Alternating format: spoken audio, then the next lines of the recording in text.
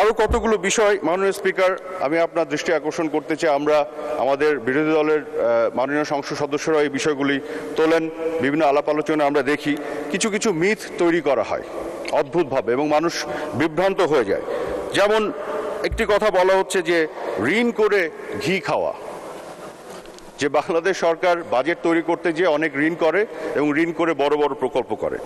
এখন আমি যদি এভাবে একটু বলি যে এই বাজেটেও যে 2,56,000 কোটি টাকা ঘাটতি বাজেটে যেটি রাখা হয়েছে, যে বৈদেশিক উৎস থেকে এবং দেশীয় উৎস থেকে ঋণ করা হবে, সেটি কিন্তু আমাদের জিডিপির 4.6%।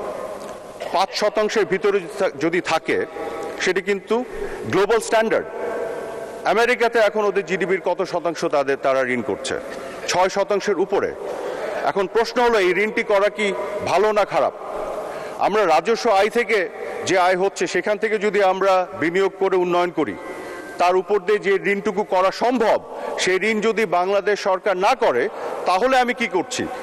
এই ঋণের বিনিয়োগের ফলে যে উন্নয়ন হবে, সেই উন্নয়নের ফলে সাধারণ মানুষের যে সুযোগ সুবিধা তৈরি হবে, সেই সুযোগ সুবিধা থেকে আমি মানুষকে বঞ্চিত করছি। কাজে ঋণ করার যে প্রথা, এটা গোটা বিশ্বজুড়ে আছে, অতীতেও ছিল। তবে যেটি বলা হয় এটাকে সহনীয় মাত্রায় রাখতে হবে এবং সেই সহনীয় মাত্রায় কিন্তু আছে। জিডিপির 5%-এর নিচে 4.6% এই ঋণ আছে।